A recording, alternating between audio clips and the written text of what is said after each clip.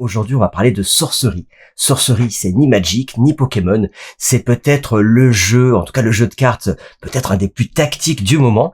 Et donc, l'idée de cette vidéo, ça va être de vous faire découvrir Sorcery, non pas par les vidéos que j'ai déjà fait, mais par l'œil avisé et l'expertise de Geoffrey, qui joue depuis presque son début, et qui enchaîne les tournois, que ce soit officiel et non officiel, qui a des très très bons classements en Europe. Et ça va nous permettre d'avoir un petit peu son avis éclairé sur le game design, sur les parties, pourquoi, qu'est-ce qui fait l'originalité de ce jeu-là, et de vous donner un peu l'envie aussi, peut-être, de vous y mettre.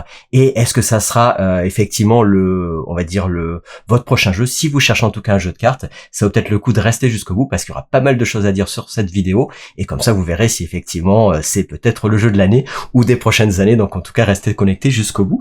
Et on accueille du coup aujourd'hui Geoffrey. Salut à toi. Salut. Salut, c'est très content d'être ici, merci pour l'invitation.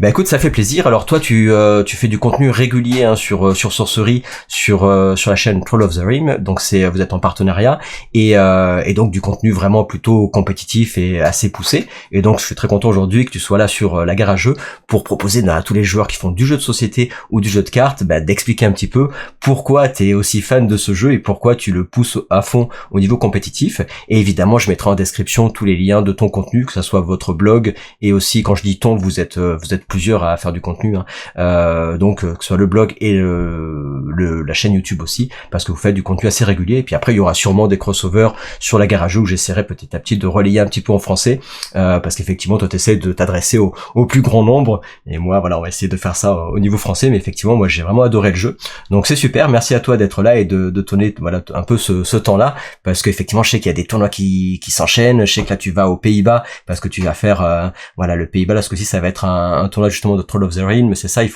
organisent leur tournoi. Ouais, exactement, Sorcery Fest. Yes, et donc là, ça va être la première fois où ça sera officiel. Le jeu organisé en Europe, ça vient d'arriver. Vous aviez déjà fait des tournois, mais c'était non officiel. T'avais fait d'ailleurs premier, donc je pense qu'il y en a plein qui vont dire c'est l'homme à abattre. Dans les tournois officiels, d'ailleurs, t'avais fait le premier gros tournoi officiel, je sais plus le nom que c'était. T'as fait premier en Europe, c'est ça, sur le premier tournoi officiel du jeu? Ouais, il s'appelait les Crossroads l'année dernière. Et il y en avait qu'un en Europe, et c'était en Allemagne, et ça s'est très bien passé. Moi, j'étais premier, mon co-présentateur sur la chaîne Trolls of the Realm était aussi top 4, donc on était très contents, et on va essayer de refaire des performances similaires cette année sur les tournois qui arrivent. C'est cool, donc tu joues un peu partout en Europe en tout cas, voire même là du coup t'as eu ta place pour les premiers championnats du monde Avatar of the Realm, et donc tu y vas, donc on compte sur toi. Donc c'est bientôt, c'est en novembre, donc ça va arriver. Tu dois avoir aussi l'envie d'être là-bas, et en même temps aussi il y a un peu en non officiel, il y a aussi des tournois en ligne. Il y avait un tournoi là récemment sur ce Meet, d'ailleurs je mettrai tous les en description le Discord et compagnie. Et là il y a des tournois des ligues, et sur la dernière ligue t'as fait aussi premier, donc avec là les joueurs du monde entier, ce qui est pas mal aussi, parce que tu peux dire en fait dans mon pays il y a moins de monde, ou en Europe il y a moins de monde, donc c'est sympa de se confronter aussi à des gens de partout, quoi. Ouais, tout à fait. Un peu de papier, un peu de en ligne, histoire de rester frais entre les gros tournois. Et puis pour l'instant ça roule bien, et on essaie aussi d'emporter une partie de la communauté avec nous, et de vraiment apprendre un peu comment on réfléchit au jeu, etc. Et c'est un peu le but de la chaîne YouTube. Ouais, c'est cool, c'est chouette, c'est très chouette. Écoute, merci à toi. Donc on va commencer un petit peu sur cette première vidéo. Il y en aura une série de vidéos. On va en faire 2, 3, 4 en fonction de ton temps. On va essayer d'en faire quelques vidéos régulières, et comme ça va augmenter un peu mon expertise et la vôtre également aussi. Et alors la première question que j'aurais, c'est puisque sur cette vidéo c'est un peu la découverte de Sorcery sous ton œil avisé, c'est combien tu as testé de TCG avant dans ta vie, et pourquoi d'un coup tu t'es mis à Sorcery à fond? Pourquoi ça t'a attrapé plutôt qu'un autre? Alors moi, je suis très axé Magic dans mon enfance. Donc j'ai commencé à jouer à Magic, je devais avoir 8 ou 9 ans. Je suis originaire du Mans, et donc on avait notre petite boutique au Mans où j'allais jouer avec les potes, etc. Alors évidemment, pas du tout compétitif à l'époque. T'ouvrais quelques boosters, tu construisais un deck avec ce que t'avais sous la main, etc. Et ça a perduré jusque l'adolescence, et puis après avec les études, etc. J'ai un peu complètement arrêté les TCG, et j'y suis revenu récemment, une fois que on a vu cette vague de TCG qui arrivait en ligne avec Magic Arena, etc. J'avais pas forcément le temps, avec les études, le travail, de me déplacer en boutique et de continuer à jouer. il y avait aussi le côté un peu financier de voilà, est-ce que je veux me remettre à acheter des cartes, etc. Et c'est vrai que les clients digitaux ont un peu résolu ce problème, et du coup je me suis remis, surtout avec le Covid, bloqué à la maison, beaucoup de Magic, etc. J'ai essayé d'autres TCG, mais alors surtout digital. J'ai joué à Hearthstone un petit peu, mais c'était surtout Magic, moi, surtout Magic. Et voilà, j'ai beaucoup joué pendant le Covid. Je m'y suis vraiment remis pas mal. J'ai refait un peu aussi de papier pendant le Covid. J'avais une boutique pas très loin qui est restée ouverte, et donc je m'y suis remis un peu progressivement. Mais c'est vrai qu'au bout d'un moment, c'était difficile de suivre la cadence des sorties de Magic. Ça allait très très vite. Moi, pour des raisons aussi personnelles, j'avais moins de temps. C'est un peu de 2023, on a eu notre premier enfant, et puis récemment 2025 le deuxième. Et donc du coup, c'est plus difficile de réapprendre un nouveau set tous les 3 mois. Et du coup, je cherchais un peu quelque chose plus lent, plus casu aussi. Qui pouvait remplacer Magic pour moi, et en janvier 2024 je suis tombé sur Sorcery, un peu par hasard. J'imagine que mon YouTube était plein d'algo TCG, et je devais regarder une vidéo sur Magic, et j'ai vu ça sur le côté. Je fais c'est intéressant. Le côté artistique m'a tout de suite attrapé l'œil, et j'ai regardé ça, une vidéo, et je crois que dans les 3 heures après, j'ai commandé mes premiers produits, parce que j'étais sous le charme directement. Ok. Et alors, tu avais déjà performé sur Magic, ou tu jouais en mode voilà, compétiteur, mais sans pour autant avoir fait des grosses compétitions, ou tu avais quand même un passif, on va dire, de joueur semi-pro ou Alors pas en papier, parce que le papier c'était surtout mon adolescence, etc. Et après c'est vrai que je me suis pas remis suffisamment pendant le Covid pour arriver jusque là. Mais en ligne, assez. Je faisais beaucoup de limités, donc draft et scellé. Et quand il y avait un set qui me plaisait, et sur lequel je m'en sortais pas mal, j'étais peut-être top 100, top 250 limité au monde. Donc ouais, progressivement, c'était pas forcément le but, mais bon, tu joues, tu t'en sors bien, tu montes, et puis là, oh, je suis top 100, c'est cool. Mais bon, c'est vrai que ça allait très vite, et 3 mois après, il fallait que tu réapprennes un nouveau set, et ça, c'était difficile pour moi. Alors c'est vrai que pour ceux qui nous suivent, qui suivent pas, qui connaissent pas spécialement Sorcery, il faut savoir que Sorcery était pensé pour avoir au départ un seul set par an, et ce qui fait qu'effectivement, quand je fais essayer moi des joueurs qui adorent le jeu, parce que comme tu disais, en termes d'illustration, le fait que toutes les cartes soient faites à la main en peinture, bah déjà rien que ça, c'est la première porte d'entrée où on dit bah tiens, ce jeu est beau, j'ai envie d'y jouer, c'est fait tout main. Et en plus, le fait d'avoir un seul set par an, ça attire aussi en mode bah tiens, je peux l'avoir en side TCG, ou en tout cas je peux y jouer avec une fréquence de cartes qui sort moins rapidement, et donc de pouvoir plus pousser la chose sans être un peu sous la surcharge des cartes en permanence, et donc tu peux avoir, ça veut pas dire que tu peux pas faire de la compétition. Donc c'est vrai que moi j'aurais tendance à te dire, c'est quoi le moment précis où tu t'es dit ok, ce jeu je vais le grind et je peux faire de la compétition, parce que tu t'as dit juste avant c'est plus casu. Donc à quel moment donné tu dis bah tiens, si c'est plus casu, pourquoi j'irais grind sur ce jeu-là, et pourquoi j'irais vraiment monter le côté compétitif, alors que Magic c'est pas spécialement on sait. Ouais, je me suis vraiment laissé aspirer. Je t'avoue que quand j'ai regardé la vidéo début 2024, et quand j'ai commandé mes premiers produits juste après, vraiment je me suis pas dit wow, ça va être mon nouveau jeu compétitif, etc. Je savais que la communauté était assez petite à l'époque, et donc du coup cet achat c'était vraiment pur plaisir. C'est-à-dire que je me suis jamais dit que j'allais construire un deck. Je voulais juste avoir une boîte, je voulais ouvrir les cartes, je voulais les voir de mes propres yeux. Je voulais vraiment apprécier le côté artistique, et je me suis vraiment jamais dit ok, ça va remplacer Magic complètement, et ça va devenir un peu le TCG compétitif qui remplace Magic pour moi. Mais voilà, j'ai ouvert ma boîte, j'ai ouvert les préconstruits, j'ai joué avec un pote, et j'en voulais plus. Et il y en avait pas forcément beaucoup plus autour de moi, parce que la commu était encore assez petite. À l'époque, il y avait pas beaucoup de boutiques qui avaient du Sorcery près de moi. Et du coup, j'ai commencé à regarder, je me suis dit c'est impossible que je sois le seul dans cette situation. Je sais qu'il n'y a pas de client digital, etc. Mais forcément, il y a des gens qui ont dû trouver une solution. J'ai commencé à un peu à regarder en ligne, et voilà, j'ai trouvé cette communauté via le Discord officiel, qui jouait sur Tabletop Simulator, donc un peu un engin de jeu où ils ont fait un mode pour sorcerie où tu peux jouer avec les cartes, etc. Et voilà, j'ai commencé à parler à des gens en ligne, à jouer avec eux, et je me suis vraiment laissé aspirer. Et j'ai joué de plus en plus, j'ai rencontré des gens, enfin via les parties en ligne d'Europe, mais aussi à travers le monde. Et j'ai entendu parler de ce tournoi qui était organisé à Paris d'ailleurs, en juin 2024. Et je me suis dit, voilà, Paris, c'est pas si loin. Moi, j'habite à Londres, donc c'est juste 2 heures de train. Et c'était mon premier événement papier. Alors évidemment, j'étais pas forcément prêt, j'avais pas toutes les cartes, etc. J'ai dû un peu faire avec ce que j'avais, mais voilà, c'était un peu le début pour moi. Ouais, super, c'est chouette.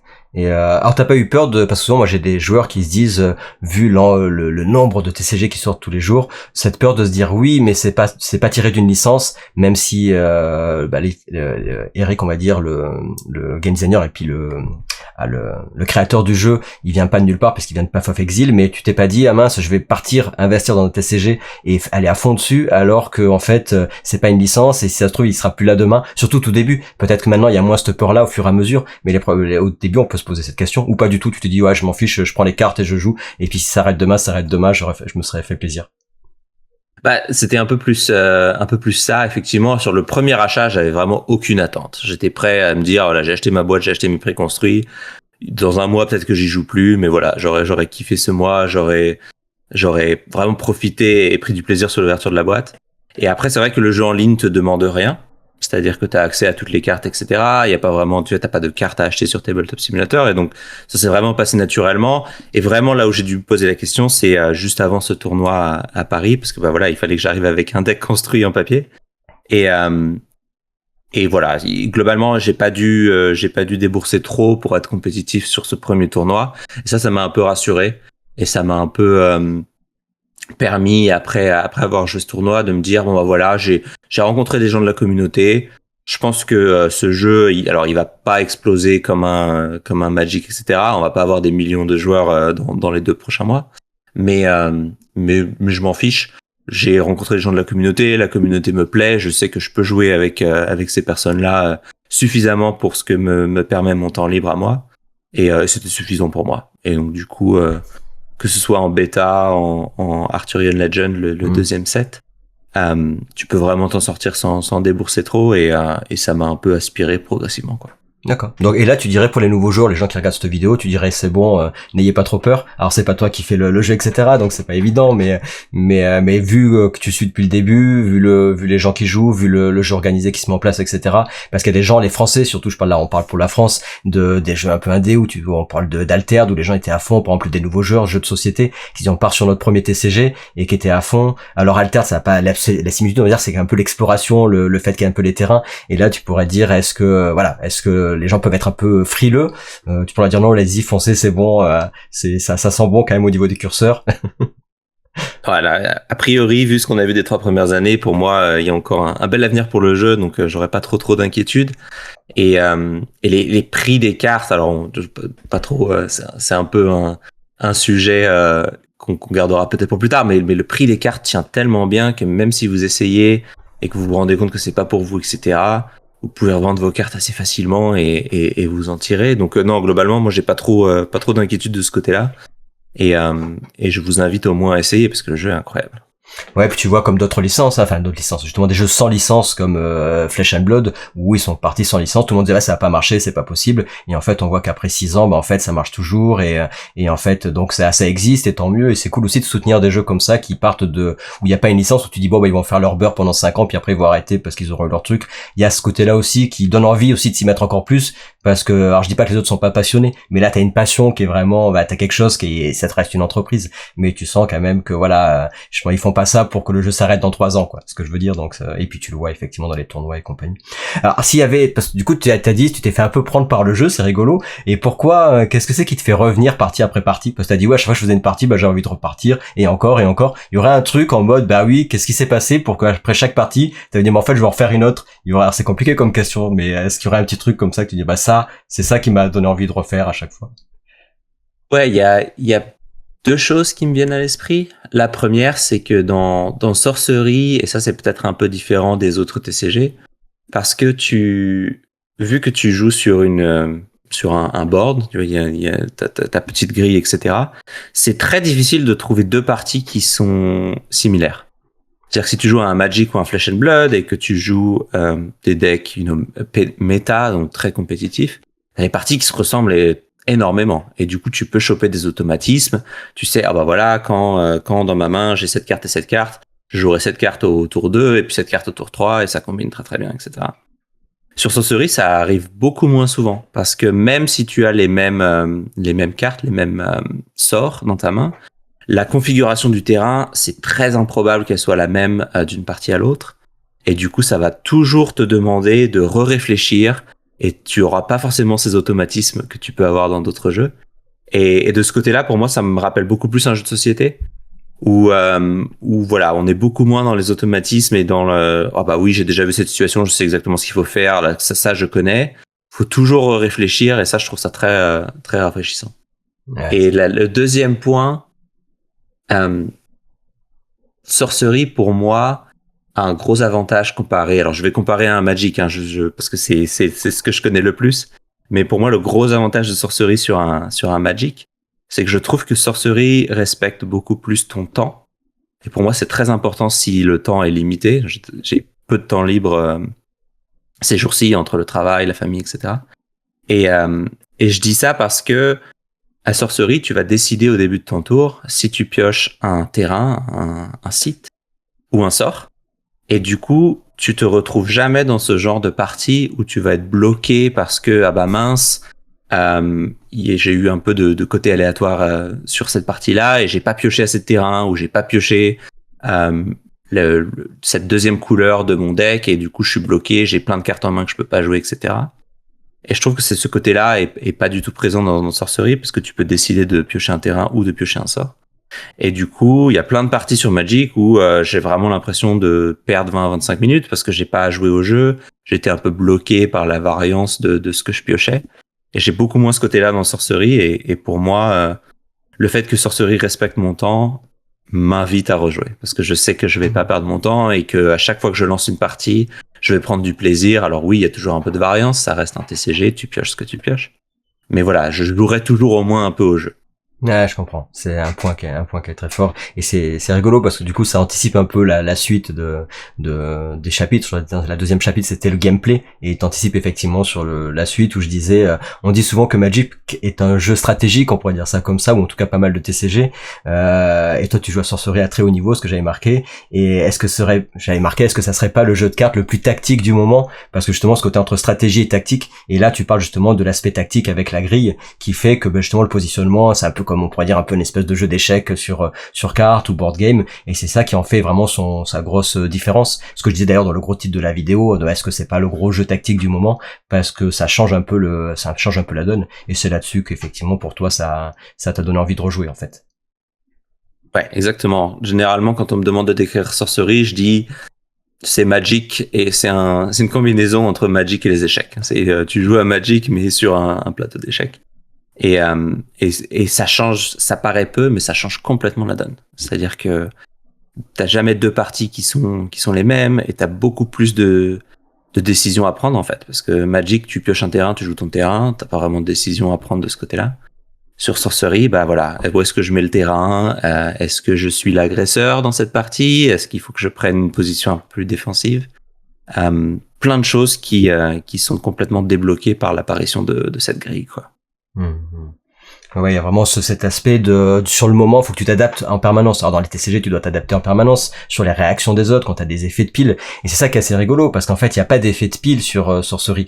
Donc il y a un côté accessibilité aussi pour ceux qui font du jeu de société qui peut être plus simple au départ, parce qu'il n'y a pas cet effet quand on dit de pile, c'est-à-dire tu fais une carte, puis l'autre joue une carte par-dessus, puis encore par-dessus, puis à un moment donné, ça s'enchaîne et des fois on peut se retrouver dans des combos assez compliqués, des boucles infinies, et pour les joueurs ça peut être complexe, et là on n'a pas cet aspect-là, et pour autant c'est très tactique parce que sur le moment, comme tu dis, t'as quand même ce côté de gestion du board et du plateau, et le fait que par contre, alors je sais pas ce que t'en penses, mais c'est vrai que on pourrait se dire bah du coup ça peut être assez mou, mais en fait non, parce que le fait de pouvoir quand même réagir sur le tour de l'adversaire par rapport à ce que t'as sur le terrain, ce que t'appelles la charge, je sais pas comment on peut appeler ça, bah fait qu'en fait tu peux quand même déplacer placer ton unité pour te défendre sur le tour de l'adversaire, mais c'est visible. Et donc c'est là où je dis que ça fait vraiment très jeu d'échecs, parce que tu vois le board, l'autre peut pas jouer une carte, l'adversaire, au moment de ton tour, mais t'as quand même ce côté de je vois ce qui se passe, et là faut que tu réfléchisses, quoi, mais tu réfléchis sur l'instant, quoi. Donc je sais pas ce que t'en penses là-dessus, mais... Ouais, exactement. Le sorcerie, mon tour, c'est mon tour. C'est-à-dire que tu peux vraiment, au début de ton tour, prendre 10, 20, 30 secondes, réfléchir à ce que tu veux faire. Tu sais que ton adversaire, s'il peut réagir, c'est quelque chose que tu sais. Ça veut dire qu'il va te défendre avec une unité que tu vois déjà sur le board, etc. Donc ça, c'est très agréable. C'est aussi assez nécessaire parce que je pense que les parties seraient très très longues si en plus tu pouvais interagir pendant le tour de ton adversaire. Et je pense que c'est quelque chose qui attire beaucoup de joueurs de jeux de société. Parce que c'est un peu plus rare le côté interagir pendant le tour de l'adversaire. Dans les jeux de société, ça existe, hein, c'est une mécanique qui existe. Mais je pense que la plupart des joueurs de jeux de société auront l'attente que voilà, mon tour c'est mon tour et je peux planifier sans que tu fasses quelque chose que je ne peux pas prévoir. Et ça, c'est sympa. Et c'est en termes de tactique, ça veut aussi dire qu'il faut que tu réfléchisses beaucoup plus en avance. C'est-à-dire que si tu es dans un TCG où tu peux interagir pendant le tour de l'adversaire, je vais prendre un exemple de Magic, mais ça existe dans plein d'autres TCG. Si tu as un contre-sort en main, t'as pas vraiment besoin de réfléchir à ce que va faire ton adversaire.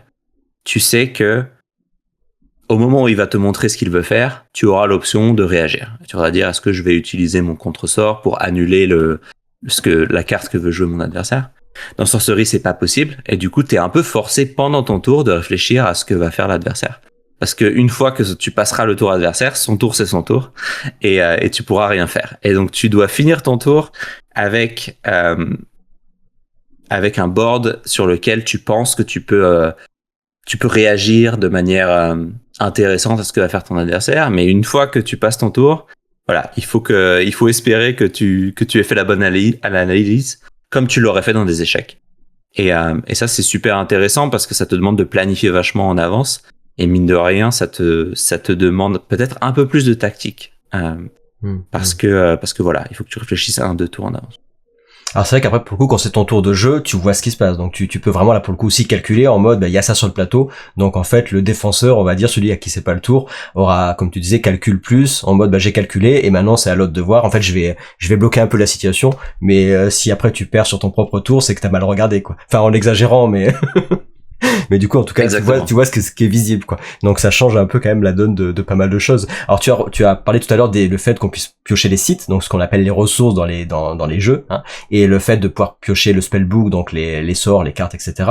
Est-ce que le génie du jeu, justement, c'est ce côté de placement aussi? Tu les pioches, certes, mais après tu les places, et le fait de les placer, et qu'en plus ça te procure à la fois des ressources, mais à la fois des capacités, et le fait d'avoir ces capacités sur ces sites, est-ce que ça fait partie justement de ce génie, de cet intérêt de tactique et tout ça sur le jeu? On a parlé du déplacement, mais aussi c'est ce placement sur le board. Est-ce que ça a une importance assez cruciale? Ouais, super important. Pour moi, s'il y a une chose qui vraiment différencie Sorcery et qui fait que le jeu est aussi incroyable, c'est le côté, voilà, tu as un deck pour tes ressources, tes sites, tu as un deck pour tes sorts, et tu choisis au début de ton tour lequel tu veux piocher. Je trouve ça très important parce que ça veut dire que déjà dès le début de ton tour, tu as une décision à prendre. Il y a énormément de jeux de société où voilà, au début de ton tour, tu vas piocher ta carte et tu choisis pas. Là, directement, tu as une décision à prendre. Et c'est une décision que tu dois prendre la bonne décision. C'est une décision que ton adversaire peut essayer d'interpréter aussi. C'est-à-dire que si je vois mon adversaire continuer de piocher des ressources à tous les tours, je vais essayer d'interpréter ce qui se passe. Voilà, qu'est-ce qu'il y a dans sa main? Est-ce qu'il a vraiment une carte qui coûte très cher, mais qui est très puissante, et donc il est OK de sacrifier des ressources, parce que quand tu pioches un site pour le tour, ça veut dire que tu ne pioches pas un spell, et bah voilà, tu auras pas de nouvelles options à jouer pendant ce tour-là. Et mine de rien, c'est un gros sacrifice. Et cette tension entre piocher un site ou piocher un sort est super importante. C'est quelque chose que tu dois analyser du côté de ton adversaire, et tu dois aussi analyser tes propres décisions pour être sûr que tu prends la bonne décision. Et pour moi, c'est vraiment la clé du jeu. La clé du jeu, ce qu'il faut, c'est une notion qui va de pair avec quelque chose qui est très spécifique à Sorcery aussi. Tous les avatars, tous les héros ont la possibilité, alors quand ils veulent jouer un site ou une ressource, ils vont devoir s'engager. Et tous les avatars, au-delà de pouvoir s'engager pour jouer un nouveau site, placer sur le terrain, etc., avoir un peu plus de mana, tous les avatars ont aussi cette possibilité de s'engager pour piocher un site à la place. Mais ça veut dire que tu ne te développes pas plus en mana sur ce tour. Et donc, tu sacrifies un peu de vitesse pour avoir un peu plus de ressources en main pour les prochains tours. Et donc, tu as ce concept de est-ce que je veux aller vite ou est-ce que je veux prendre mon temps et avoir plus de ressources pour le prochain tour. Et ça, c'est super intéressant et c'est vraiment lié au fait que tes decks soient séparés, quoi.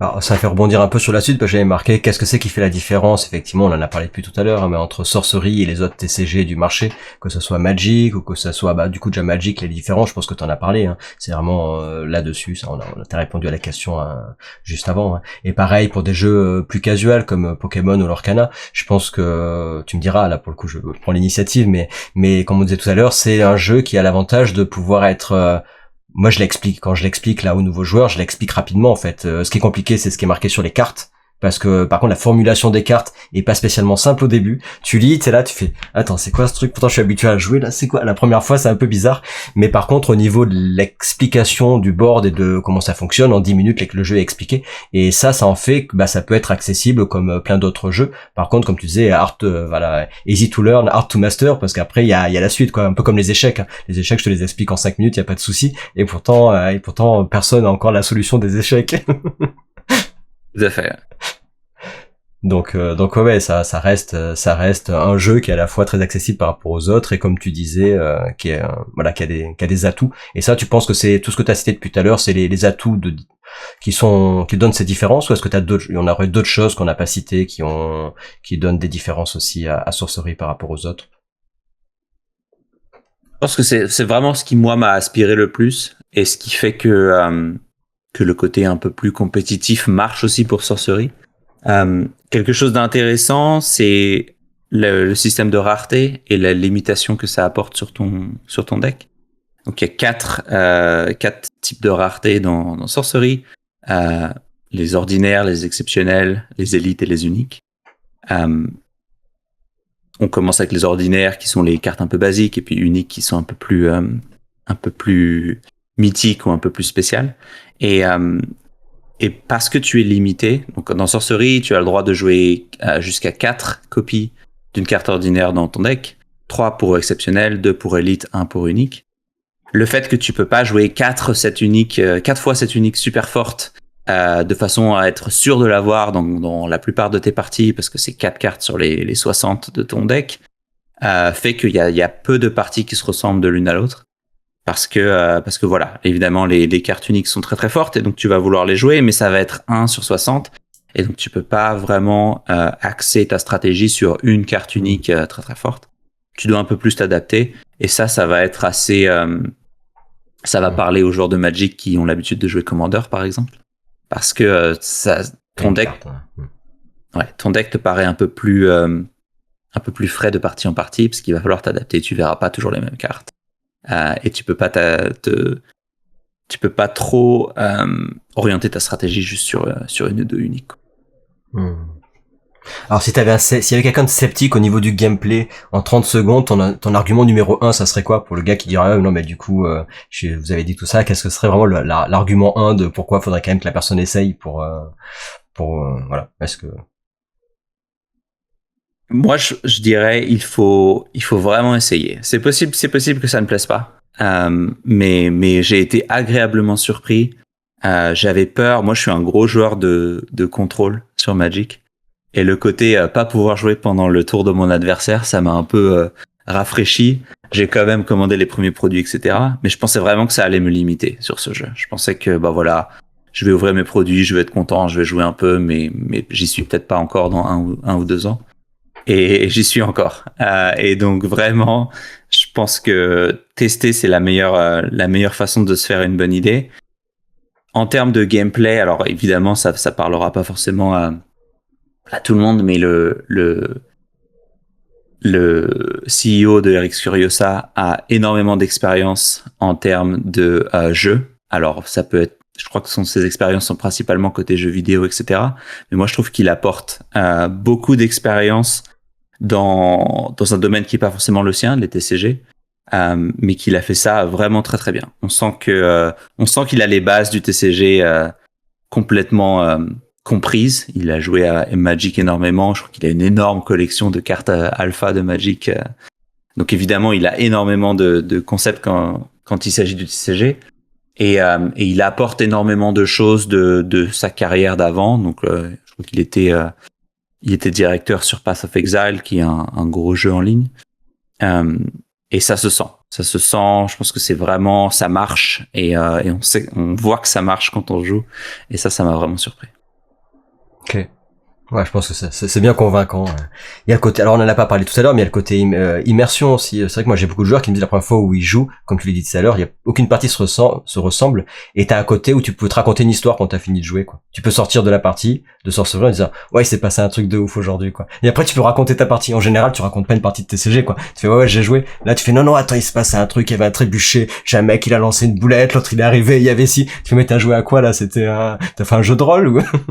Et t'as un côté comme ça où là on parle plus sur le côté peut-être friendly et casu, et encore que je pense que même sur le côté compétitif tu peux quand même avoir te remémorer un peu l'histoire que t'as vécue sur ta partie, et ça c'est un côté un peu ouais immersif et intéressant, je trouve, que t'as pas spécialement dans les autres TCG. Je sais pas ce que t'en penses, mais Ouais, complètement. Je pense que le côté plateau aide aussi de ce côté-là. Tu vois, quand tu joues tous tes sites, il y a des sites qui sont très défensifs, qui un peu empêchent l'adversaire de passer.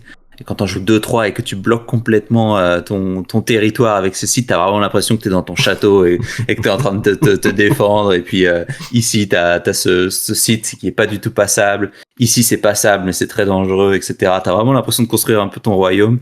Et je trouve ça très agréable. Et t'as des sorts un peu le côté plateau t'as des sorts qui t'amènent dans des positions très intéressanses. Il y a des cartes qui te permettent vraiment tu vas prendre toutes les unités dans une colonne et tu vas les balancer et elles vont tous prendre des dommages à l'arrivée, etc. Et tu visualises vraiment ce qui se passe, quoi.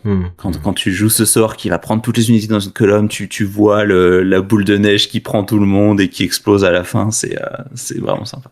Et puis il y a un côté dans le game design, t'as un côté quand même assez assez taquin ou assez rigolo, tu vois, qu'il y a des trucs assez tu sens qu'il y a un côté fun et un côté aussi il y a certaines cartes où ça se prend pas au sérieux, et c'est assez rigolo entre la mécanique, tu vois la carte, le nom de la carte, le petit game design de ce qui est marqué, et puis après son effet, et c'est assez du coup t'as des analogies avec plein d'autres jeux, etc., mais aussi ce petit côté marrant, quoi. T'as ce côté marrant où tu vois un peu tu t'imagines plein de choses en fait quand tu joues dans le gameplay, et ça peut effectivement, je pense, aussi plaire à certains. J'avais une dernière question sur le gameplay, c'est qu'est-ce que tu penses que les gens comprennent mal avant d'y jouer sur Sorcery? Est-ce qu'il y a quelque chose qu'ils peuvent mal comprendre, qui peuvent faire un frein sur le gameplay ou autre? Parce que comme t'as dit, l'important c'est d'y jouer, mais quand il y a pas joué, est-ce qu'il y a un truc qui pourrait dire ils ont mal compris peut-être ce truc-là, et du coup ça peut être un frein avant de commencer? Ouais, je reviens un peu sur la séparation entre ton deck de site et ton deck de sort. Pour moi, il y a vraiment une tension, et c'est ce qui rend le jeu très intéressant. Il y a vraiment une tension entre est-ce que tu veux aller vite ou est-ce que tu es OK de prendre ton temps et d'accumuler un peu plus de ressources, de façon à pouvoir un peu peut-être plus durer dans le temps. Je vais prendre un exemple très simple. Si tu as une carte qui coûte 6 mana dans ta main, elle est très très forte. Une carte qui coûte 6 mana, on est sur la fin du jeu généralement à peu près. T'as envie de la jouer le plus tôt possible. Et donc, ce que feront beaucoup de nouveaux joueurs, c'est que dans Sorcery, tu as ta main, tu as 3 sorts, 3 sites. Donc, sur les 3 premiers tours, tu vas jeter 3 premiers sites. A priori, tu vas arriver avec 3 de ressources au tour 3. Mais si tu as une carte qui coûte 6 en main et qu'elle est très très forte, tu es très tenté au tour 4, au tour 5, au tour 6 de piocher une ressource au début de ton tour pour que tu puisses jouer cette ressource ce tour-là, et que au tour 6, tu aies tes 6 ressources et tu puisses jouer ta carte qui coûte 6. Le problème si tu fais ça, c'est que tu as 3 tours où au début de ton tour, tu as pioché une ressource, et donc tu n'as pas rajouté de nouvelles options dans ta main parce que tu n'as pas pioché un sort. Et ça, c'est très très risqué, parce que tu vas peut-être arriver au tour 6, tu vas tu vas jouer ta carte qui coûte 6, qui est probablement très forte. Mais si ton adversaire a la solution, si ton adversaire a pas fait ce que tu as fait, a un peu plus pris son temps, il est peut-être encore à 4, 5 mana pendant que toi tu en as 6. Mais si lui, il arrive à avoir la solution à ta carte, il va se retrouver avec un énorme avantage. Il aura beaucoup plus de sorts en main que toi. Et toi, tu auras un peu sprinté vers cette carte qui coûte 6, qui est très forte. Mais si si ton adversaire a la solution, bah, tu te retrouves un peu avec une main. Alors, t'as beaucoup de mana, mais t'as pas beaucoup de sorts à jouer. Et tu te retrouves un peu bloqué. Et ça, cette tension entre aller vite, mais c'est risqué, ou prendre ton temps et accumuler un peu plus de ressources, est vraiment le point fondamental de sorcerie pour moi. Et c'est une chose que j'explique en permanence. Et c'est probablement le conseil qui immédiatement élève ton niveau dans sorcerie. Je vais utiliser un exemple avec une personne de la communauté française. Quelqu'un qui s'appelle Cédric dans la communauté française, un membre fondateur d'ailleurs de la communauté française de sorcerie. Et Cédric est allé au tournoi européen de l'année dernière avec moi. Et on s'est entraîné un peu avant rapidement. Il avait un deck qui était très solide et globalement le genre de deck que tu peux t'attendre à voir dans ce genre d'événement. Mais dans l'entraînement qu'on faisait, il faisait cette erreur. C'est-à-dire qu'il piochait énormément de sites au début de son tour. Et je lui ai dit, mais Cédric, tu sais que cette partie-là, je l'ai gagnée, mais honnêtement, vu comment ça partait, si tu y allais un peu plus lentement, mais tu prenais le temps d'accumuler des ressources, je pense que tu aurais gagné. Et on a continué à faire des parties où il a un peu ajusté ce comportement. Et Cédric est un bon joueur, je dirais probablement pas top 5 ou top 8 Europe, mais bon joueur. Et sur ce tournoi, il a fait top 8. Et il était le seul joueur invaincu à la fin des rondes. Il a fait 7-0, il s'est qualifié pour le top cut. Malheureusement, je crois qu'il a perdu en quart de finale. Mais voilà, et il m'a dit, wow, ça a tout changé. Ça a vraiment tout changé, ce conseil. Et voilà. Et j'aurais aimé jouer contre lui je crois que j'aurais joué contre lui en demi-finale s'il avait passé ses quarts. Ça aurait été un peu dur de jouer un ami, mais aussi ça aurait été très sympa de le voir là. Ouais, vraiment très belle perf de Cédric sur ce tournoi. Ouais, c'est super. Mais c'est rigolo parce que ça rejoint la section 4, le chapitre 4 que je voulais faire, qui est quel profil pour réussir. Et c'est intéressant parce que c'est effectivement un petit peu ce que tu dis. Moi, j'avais dans les questions que j'avais écrit, c'est un très gros joueur de Magic ou Flesh and Blood qui débarque sur Sorcery. Est-ce qu'il est bon tout de suite ou est-ce qu'il doit réapprendre à penser? Parce qu'en fait, tu vois quand même l'expertise. Moi, je vois par exemple si tu vas être dans une team pro, dans un TCG, t'as tendance quand même malgré tout de ton vécu en termes de joueurs de jeux de cartes à collectionner, il a quand même une importance c'est assez fondamental. Et même si tu peux être farmé, si t'as pas une expérience avant, c'est quand même compliqué quand tu pars de rien. T'as besoin d'avoir quand même un certain vécu. Et sur Sorcery, je me pose la question. Tu vois, je me dis, est-ce que c'est vraiment obligatoirement les mêmes profils, les mêmes attentes? Est-ce que, voilà, un gars alors évidemment, il a l'habitude de jouer, mais est-ce que, le mec qui performe sur Flèche, ou sur Magic, est-ce qu'il va obligatoirement performer sur Sorcery? Point d'interrogation. Ou est-ce qu'il faut quand même réapprendre à penser différemment? C'est un peu des deux. Il y a des concepts qui, évidemment, tu retrouves de la plupart des TCG dans Sorcery, et qui marcheront toujours très bien. Des choses assez simples comme, voilà, si je dépense une carte pour gérer 2 de tes cartes, j'ai pris l'avantage. Moi, j'ai une ressource de plus, et donc ce côté un peu card advantage, ça c'est évidemment des choses qui existent dans tous les TCG et qui sont toujours vraies pour Sorcery. Et quelqu'un qui réfléchit en ces termes aura forcément un petit avantage, même s'il arrive complètement nouveau sur Sorcery. Et à l'inverse, il y a des choses, des automatismes d'autres TCG qui marcheront pas forcément sur Sorcery. Des choses comme dans un Magic ou un Flesh and Blood, tu peux être très agressif dès le premier tour, deuxième tour. Sur Magic, si tu mets une 2-2 pour 1 au tout début, voilà, dès le deuxième tour, tu menaces ton adversaire de lui mettre 2 points de dégâts, le faire descendre à 18 et voilà, t'as fait 10% du job.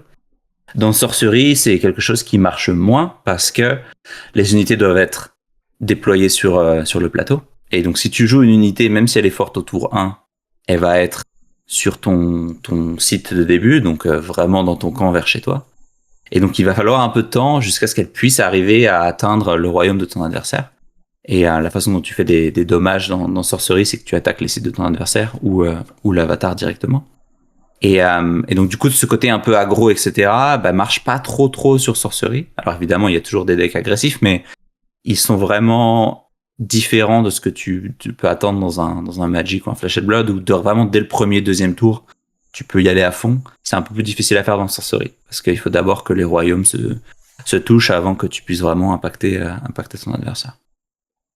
Donc ce fait que tu penses que par exemple un très gros joueur d'échecs, ou un très bon wargamer ou autre pourrait peut-être avoir plus de chances de réussir, on va dire, de performer sur Sorcery s'il s'entraîne un peu qu'un gros joueur de TCG. Le fait d'avoir justement cette vision tactique du plateau, de déplacement, de contre et tout ça, bah, tu sais, t'as anticipé, etc. tes tours.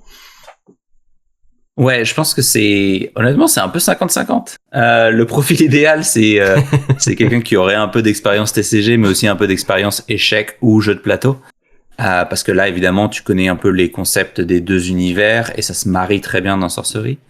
Je pense que quelqu'un qui a un profil échec qui arrive dans Sorcery jouera complètement différent que quelqu'un qui a un profil TCG et qui arrive dans Sorcery. Et aussi cette rencontre des deux profils est ce qui fait le jeu très intéressant, parce que c'est ce type de joueurs s'apprennent l'un à l'autre les différents concepts de leur univers respectif. Donc quelqu'un qui vient d'un TCG, un univers TCG qui arrive dans Sorcery, qui jouerait quelqu'un qui vient d'un univers un peu plus jeu de société ou échec, qui arrive dans Sorcery, ils vont jouer complètement différents, mais vont s'apprendre l'un l'autre comment s'améliorer, et c'est vraiment intéressant.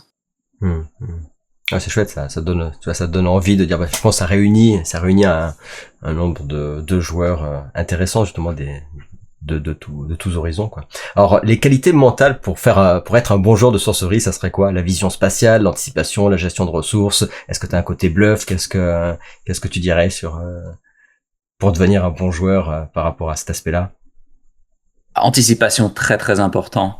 Comme tu ne peux pas jouer pendant le tour de ton adversaire, il faut vraiment que tu essaies d'anticiper ce que lui va faire pendant son tour. Et ça te demande de toujours réfléchir. Ok, moi j'ai envie de faire ça, mais si mon adversaire fait ça pendant son tour, est-ce que je suis toujours bien positionné si je continue à faire ça, etc. Donc anticipation, probablement numéro 1. La deuxième serait probablement essayer de s'éloigner des automatismes. Et ça, c'est quelque chose qu'un joueur d'échecs fera très bien, je pense. Parce que, alors oui, dans les 5-6 premiers tours aux échecs sont très scriptés, mais après, il y a ce côté un peu, bon, voilà, on a fait l'ouverture X, Y, Z. On arrive dans cette situation, ce plateau avec toutes les pièces. Et là, il faut vraiment que je commence à réfléchir de moi-même, parce que tu arrives dans des situations que tu n'as pas forcément vues précédemment, alors qu'un joueur de TCG qui vient de quelque chose de très compétitif, très streamlined comme Magic ou Flesh and Blood, tu peux presque voir des parties de A à Z que tu auras vu déjà avant, quoi. C'est genre, tu joues un deck très populaire, très méta, ton adversaire aussi. Il y a vraiment des parties, tu les as vues 100% pareil, et du coup, tu as énormément plus d'automatisme. Et Sorcery te demande un peu de t'éloigner de ces automatismes, parce que toutes les situations, toutes les parties seront différentes. Même si sur le plateau, c'est une situation que tu as déjà vue, tu dois toujours analyser ce que fait ton adversaire au début de son tour. Il pioche un site. Qu'est-ce que ça veut dire? Qu'est-ce que ça veut dire? Normalement, tu as plutôt envie de piocher des sorts parce que tu n'as pas envie d'épuiser ta main trop vite. S'il pioche un site, qu'est-ce que ça veut dire? Est-ce qu'il a vraiment une grosse carte à 6, si je reprends mon exemple d'avant? Est-ce qu'il a vraiment cette grosse carte qu'il veut accélérer le plus vite possible? Est-ce qu'il essaie de me bloquer sur le plateau en jouant un site et m'empêcher de me développer plus tard? Donc vraiment réanalyser toutes les situations et changer ton style de jeu en fonction de ça, c'est quelque chose qui sera peut-être un peu plus difficile pour quelqu'un qui vient d'un Magic ou d'un Flash and Blood, où il y aura beaucoup plus d'automatismes qui fonctionneront. Et alors, et toi, en tant que joueur, justement, quelle serait la compétence que tu as dû le plus développer, que tu n'avais pas sur les anciens jeux, justement? Est-ce qu'il y en a une que tu dis, bah tiens, celle-là, c'est vraiment mon point le plus faible, et si je veux arriver à performer en tant que joueur compétitif, il faut vraiment que je bosse cet aspect-là? Moi, même je dis les automatismes, et je pense que c'est encore, même si j'en ai conscience, c'est encore quelque chose sur lequel je dois travailler. Il y a beaucoup de parties où, surtout quand tu es en tournoi à papier, que tu joues 5-6 parties d'affilée, à la 5e partie, t'as envie de prendre les automatismes, t'as un peu envie de donner une pause à ton cerveau et te dire, bah voilà, au tour 2, au tour 1, je mets toujours mon site sous mes pieds, au tour 2, je le mets toujours devant moi, je me prépare à défendre un peu mon beefsteak sur le plateau. Et des fois, c'est pas la bonne solution parce que ton adversaire joue un jeu très agressif et donc tu lui donnes un site à attaquer juste devant. Et des fois, je me fais avoir et je tombe dans les automatismes et je vais jouer ce deuxième site devant moi alors que c'est une erreur en fonction de ce qu'a fait mon adversaire jusque-là, en fonction du héros, de l'avatar qu'il joue. Il y a des fois où c'est pas la bonne solution, c'est rare, c'est peut-être 5% des parties. Mais savoir réajuster pour ce 5% des parties est quelque chose que je fais toujours pas parfaitement et quelque chose que j'essaie de garder en tête, mais c'est très tentant des fois de juste voilà, avoir un peu ces raccourcis de gameplay quand on joue, quoi. Ah, c'est intéressant, c'est chouette. Alors là, on a parlé du côté gameplay, mécanique, etc. Là, on a pas, tu as évoqué un petit peu tout à l'heure les formats de jeu que tu joues beaucoup en limité sur Magic. Il y a des formats de jeu évidemment aussi sur Sorcery, qu'on appelle limité, donc le scellé, le draft. Toi, tu joues surtout en construit. Pour découvrir le jeu, tu conseilles surtout quoi? Du coup, le construit ou d'autres formats également? Qu'est-ce que t'en penses justement de tous ces formats-là? Alors, en termes de pure découverte du jeu, j'inviterais les joueurs à essayer les préconstruits. Donc il y a des petits sets de préconstruits qui sont très bien. Il y en a un sur bêta avec du coup 4 decks. Les tailles des decks sont un peu plus petites que ce qui est réglementaire, mais ça permet de découvrir le jeu de manière un peu plus simple, de pas avoir à prendre trop de cartes au début. Et plus récemment, sur la dernière édition sur Gothic, ils ont refait un set de cartes préconstruits qui est aussi très très bien. Peut-être un peu plus fort en termes de niveau, mais je trouve que les deux sets de préconstruits t'apprennent des choses différentes sur le jeu et donc sont assez importantes et assez complémentaires.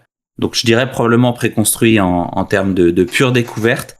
Après, quelqu'un qui aurait un profil un peu plus compétitif, peut-être comme moi, et qui vraiment aurait envie de découvrir le jeu, mais directement dans une ambiance un peu, bah voilà, je veux jouer contre des bons joueurs et en même temps, je veux pas être en désavantage parce que j'ai pas encore une grosse collection, etc. Ça, pour moi, le scellé ou le draft, c'est parfait. Tout le monde est au même niveau en termes d'accès aux cartes. Tout le monde va ouvrir 3 boosters pour un draft ou 6 boosters pour un scellé. Et immédiatement, même si tu découvres le jeu, tu connais un peu les mécaniques rapidement, etc., tu peux ouvrir tes 6 boosters et tu peux être directement compétitif contre quelqu'un d'autre parce que t'as le même accès aux cartes et peut-être que tu vas espérer que tes connaissances de TCG ou tes aptitudes stratégiques d'un joueur de jeu de société, etc., pourront être suffisantes pour avoir de très bonnes parties directement. Et donc voilà, si vous êtes plutôt casu, vous voulez jouer avec des amis, en famille, etc., je dirais plutôt préconstruit. Si vous êtes intéressé par Sorcery, mais que vous avez plutôt un profil compétitif, je dirais allez faire un draft dans votre boutique ou en ligne. Il y a des drafts qui sont organisés en ligne sur Tabletop Simulator. Parce que voilà, vous sentirez pas en désavantage dès le début. Et globalement, si vous venez d'un univers TCG ou jeu de société, vous allez vous en sortir dès le début, quoi. Alors, ces formats-là sont bien conçus pour au niveau de Sorcery parce qu'il y a le problème des avatars. T'en as pas beaucoup des avatars quand tu ouvres. Donc, comment ça marche par rapport à l'avatar? Comment ça marche dans l'équilibrage? Est-ce que du coup, draft ou scellé, les deux, c'est sympa? Après, quand tu vas un peu plus loin ou ouais, comment ça se parce que du coup, comment tu fais par rapport à cet avatar? Ouais, les deux sont très sympas. Il y a un avatar qui est donné par défaut à tous les joueurs quand on joue en limité, que ce soit en draft ou en scellé. Qui s'appelle Spellslinger et sa capacité c'est juste qu'il pioche une carte de plus au début, donc c'est un peu la base, quoi. Après, si tu ouvres un autre avatar dans tes boosters de draft ou de scellé, tu peux jouer cet avatar là. Et des fois c'est intéressant, des fois c'est pas une grosse différence par rapport à l'avatar de base, mais ça t'oriente dans un type de gameplay ou de stratégie qui peut être intéressant. Et voilà, globalement c'est pas une grosse différence. Et c'est presque plus simple au début de commencer à jouer avec cet avatar de base parce qu'il est très simple, mais aussi ça te libère un peu de charge mentale et de pouvoir te concentrer sur d'autres aspects du jeu si tu es nouveau sur Sorcery. Ok. Et donc la construction en draft ou scellé, ça se fait. Et l'arrivée de ces parties sont sympas. Dans justement le fait que ce soit très diversifié, on en a pas parlé, mais c'est vrai que c'est peut-être voire le seul jeu où tu peux comme ça, en building, on va pas parler spécialement à fond dans cette vidéo, on en reparlera dans une autre vidéo, mais le fait de faire un deck building où tu mets ce que tu veux, quoi. Après, ça fait un peu n'importe quoi aussi, mais tu peux faire ce que tu veux. Donc c'est vrai que t'es peut-être moins limité dans le limité, parce que tu peux mettre tout ce que tu veux ensemble. Donc est-ce que ça fonctionne bien justement par rapport à cet aspect draft et limité, le fait de pouvoir mettre ce que tu as envie dans ton deck? Ouais, tout à fait. C'est bon, alors ça c'est vrai pour la plupart des autres TCG, mais quand tu joues en limité, tu vas toujours réévaluer des cartes que tu ne regarderais pas spécialement si tu construisais ton deck de construit. Il y a des cartes un peu lambda, un peu faibles peut-être, mais bon, quand tu es en limité, faut que tu joues avec ce que tu as ouvert, et donc des fois tu vas regarder cette carte que tu ne regarderais pas si tu jouais en construit. Donc ça c'est toujours très intéressant.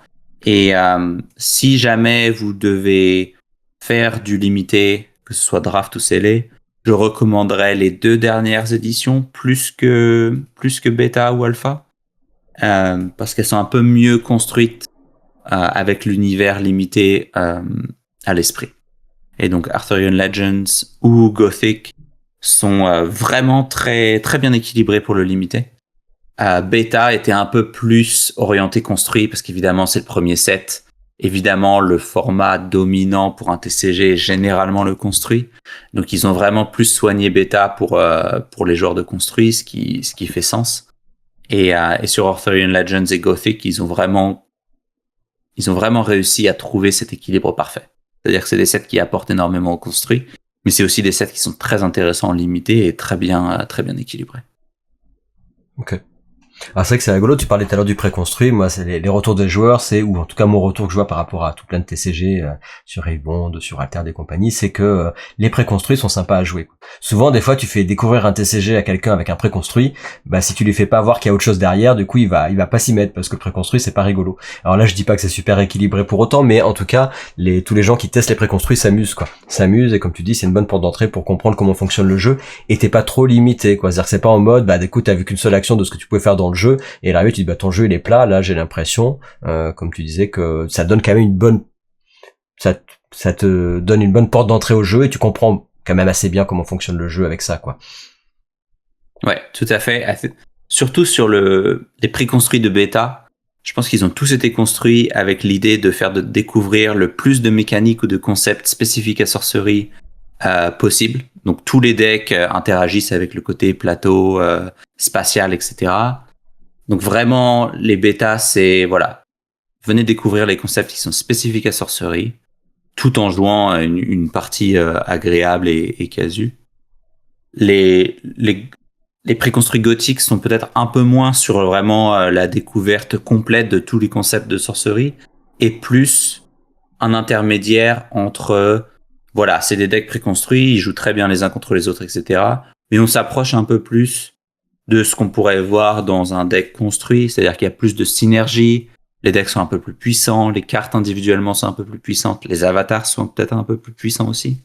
Et ce que j'aime beaucoup dans les préconstruits de Gothic, c'est qu'ils ont vraiment un thème très particulier et le côté un peu storytelling, la raconter une histoire, on le voit beaucoup plus dans les préconstruits gothiques pour moi. Quand tu joues le nécro de Gothic, tu as vraiment l'impression d'avoir ton armée de squelettes, etc. Et tu sens le côté thématique. Dans Beta, un peu moins. Beta, c'est vraiment plus la découverte des concepts, etc. Les deux sont très bien. Ils proposent des choses un peu différentes. Et toi, en termes, justement, en tant que joueur compétitif, le draft, le scellé, ça te fait progresser, t'aimes bien y jouer, ou globalement, c'est quand même construit et il faut se focus quand même sur le truc, le plus important. En tout cas, pour un joueur compétitif, qu'est-ce que c'est ton... J'aime beaucoup, moi surtout que mon expérience avec Magic, c'était beaucoup de limité. J'aime beaucoup jouer à sorcerie en limité. Mais c'est vrai que si je dois me préparer pour un tournoi, etc., je vais faire quasiment que du construit. La plupart des tournois officiels sont en construit. Et généralement, les side events, tu vois, si je prends l'exemple d'un Sorcery Fest qui est un tournoi aux Pays-Bas dans 10 jours, le gros événement, c'est le construit sur le samedi, mais il y aura un draft le vendredi soir. Il y aura un scellé le dimanche. Donc voilà, il faut que je connaisse un peu aussi, mais c'est vrai que moi, mon objectif, c'est de faire une performance sur le construit. et je vois les événements du vendredi ou du dimanche un peu plus casu, un peu plus chill pour moi aussi, c'est-à-dire que j'aurai moins de pression, etc. Et j'irai jouer. Et évidemment, j'ai envie de comprendre ce qui se passe et de faire une performance aussi, mais je serais moins déçu si ça se passe moins bien. Et du coup, c'est aussi un environnement, une atmosphère plus relax pour moi personnellement. Ce qui fait que enchaîner que du scellé ou que du draft, ça te fera, il y aura des limites pour ta progression en construit. Ça peut te faire progresser pour l'imagination des decks et tout ça, mais si tu veux être bon construit, il faut jouer en construit, quoi. Ou est-ce que quand même ça t'a fait progresser le fait de jouer en limité sur Sorcery? Tu peux vraiment apprendre des concepts clés juste en jouant limité. Et du coup, ça t'aidera aussi dans ton expérience de construit. Les choses dont on a parlé jusque-là, le côté, est-ce que j'ai envie d'aller vite, le côté un peu risqué de piocher site pour jouer des gros trucs, mais avoir un peu moins de ressources en main à l'arrivée, ou le côté un peu, j'ai envie d'y aller plus lentement. Ça, c'est vraiment quelque chose que tu peux apprendre très bien juste en jouant limité. Et du coup, quand tu arriveras en construit, tu auras toutes ces bases et ça t'aidera beaucoup. Mais tu ne pourras pas arriver au niveau d'un joueur qui joue construit beaucoup juste en jouant limité, parce que il aura des notions de je vois le héros de mon adversaire, je connais de tête probablement 50% de son deck au moins, parce que généralement on construit ce héros-là joue ce type de carte-là, ou au moins ces deux couleurs-là, ces deux éléments-là. Et ça, c'est des notions qui viennent que parce que tu joues construit. C'est une connaissance des decks types, des interactions que tu peux attendre de ton adversaire, qui seront difficiles à acquérir en jouant juste au limité, quoi. Ok. Alors ça, on pourrait dire, c'est un peu les formats side, quoi, les formats que tu peux faire sinon à la maison, etc. Et dans les formats side, il y a le multiplayer. Le multiplayer, tu parlais du Commander, justement. Ce multiplayer, déjà, le 4 joueurs, c'est un format officiel de Sorcery, le 4 joueurs, ou c'est pas officiel, le 4 joueurs? C'est pas officiel, mais c'est très bien établi dans le sens où il y a des membres assez importants de la communauté qui ont proposé des formats multijoueurs. Il y en a un qui est free for all, donc tu peux jouer jusqu'à 4, mais c'est un peu chacun pour soi. Et là, c'est un peu plus le Commander avec la politique, etc. Et il y a un format un peu plus de V2 qui est pour les joueurs de TCG généralement appelé le Two-Headed Giants ou Two-Headed Dragons. Et là, c'est un peu plus coopératif. Mais c'est très intéressant. C'est très intéressant. Il y a des cartes qui, évidemment, sont beaucoup plus intéressantes en multijoueur. Et ça débloque des nouveaux concepts qu'on ne verrait pas en construit 1v1 ou en limité, quoi. Et ça, tu fais du coup un peu par exemple, tu vois, moi, pour le 2vs2, on l'a pas encore essayé, mais ça serait un format que j'aimerais bien tester, parce que du coup, je trouve ça sympa. Je me dis, tiens, si tu fais à 30 points de vie en mode fan-made, peut-être ça sera un peu moins long que si tu fais un free-for-all et tout ça. Est-ce que tu fais un peu ça, ou globalement, t'as pas le temps, parce qu'il faut avoir le temps aussi de tout faire, et c'est plus un format, dis, tiens, c'est sympa, mais... Généralement, c'est le type de partie que je ferais sur un week-end où il y a un événement, etc. Disons que dans 10 jours, je vais aux Pays-Bas à Sorcery Fest. Je fais mon petit construit le samedi. Peut-être que le samedi soir, après le dîner, s'il y a encore des gens sur place, s'il y a des gens qui jouent en 2v2, etc., je ferai peut-être une partie ou deux, quoi. Vraiment en mode relax, tranquille et faire quelque chose de différent pour se rafraîchir un peu l'esprit. Mais du coup, ça tourne bien. Je veux dire, même si c'est fan-made, le 2vs2, tu l'as joué toi déjà plusieurs fois, et la proposition qu'ils ont fonctionne bien, le fait de jouer comme ça. Ouais, ça marche vraiment très bien. Il y a vraiment le côté coop qui est très sympa. Ça rend les parties un peu plus longues, mais c'est pas dérangeant. C'est un peu comme un jeu de société. Tu peux pousser sur du 1 heure, 1 heure et demie peut-être, parce que évidemment tu parles beaucoup avec ton coéquipier et vous planifiez un peu vos tours à deux, mais c'est très sympa.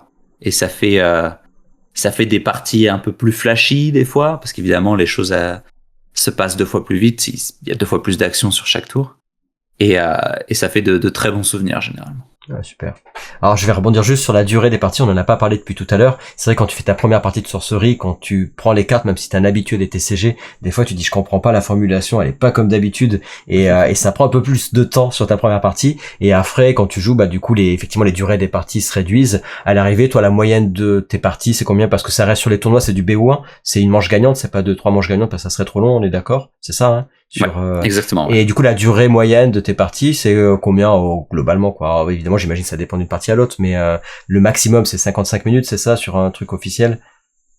Généralement, ouais, 50-55 minutes, ça dépend des événements. Moi, je dirais qu'en moyenne, et on a pas mal de stats de tous les joueurs qui jouent en ligne, etc. Je crois que la moyenne, c'est 30-35 minutes, je dirais. Donc, il y a quand même un peu de marge pour arriver aux 50-55. Donc, même si tu prends un peu plus de temps sur une partie qui est plus compliquée, ou si tu joues un type de deck qui a envie de faire durer un peu la partie, c'est toujours possible dans les 50-55 minutes. Mais je dirais une bonne moyenne, ce serait 30-35. Ok, super. Mais ça, c'est à un niveau où les joueurs connaissent très bien leur deck, connaissent toutes les mécaniques, etc. Moi, mes premières parties duraient plus d'1 heure aussi. Il n'y a pas d'exception. Il faut quand même lire les cartes. Il faut quand même réfléchir à tout ce qui fait sorcerie, tout ce qui fait un peu le côté unique de sorcerie par rapport à un TCG. C'est pas parce que tu viens d'un Magic ou un Flesh and Blood que tu vas jouer des parties de sorcerie en 20-25 minutes immédiatement, quoi. Ben, c'est vrai que pour exemple sur Ravenbond, tu vois, en gros jeu compétitif, on fait du BO3. Je trouve ça pas mal parce que dans justement le côté variance est un peu plus limité quand tu fais 2 manches gagnantes. Alors je me dis, bah si vous arrivez à faire tourner les parties en 30 minutes, est-ce que ce BO3 serait pas intéressant pour les gros joueurs, ou est-ce que non, parce qu'en fait il y a quand même des parties qui vont à 50-55 minutes et du coup c'est pas jouable, quoi. Parce que l'équilibrage en BO1, est-ce que t'as pas un peu une frustration quand même sur ce côté compétitif de dire bah le BO1 ça reste quand même un peu le petit côté qui tout double. Qu'est-ce que t'en penses? Ça arrive. Et il y a des tournois, surtout en ligne, qui ont essayé un peu le best of 3, surtout pour les finales peut-être, histoire de pas avoir une finale qui se termine en 20 minutes, parce que il y a un joueur qui était très malchanceux et un joueur très chanceux. Mais le fait que tu choisisses ce que tu pioches au début de ton tour limite quand même une grande partie de la variance que tu verrais peut-être dans d'autres TCG. Et donc le best of one est un peu plus acceptable pour moi. Moi, c'est quelque chose qui me faisait très peur. Le best of one, en tant que joueur compétitif, je me suis dit, est-ce que j'ai envie de perdre un tournoi parce que j'ai été malchanceux une fois et c'était fini pour ce round parce qu'il y a qu'une partie. Et en fait, tu le vois pas tellement. Tu le vois pas tellement parce que c'est ce que je disais sur Sorcery qui respecte ton temps. T'as vraiment toujours l'impression de jouer au moins un petit peu au jeu. Alors oui, des fois, tu seras un peu malchanceux, mais être un peu malchanceux dans Sorcery ne veut pas dire que tu ne peux pas jouer et que la partie est finie en 10 minutes parce que t'as pas eu ton terrain ou t'as pas débloqué cette couleur. Tu peux toujours un peu limiter la casse.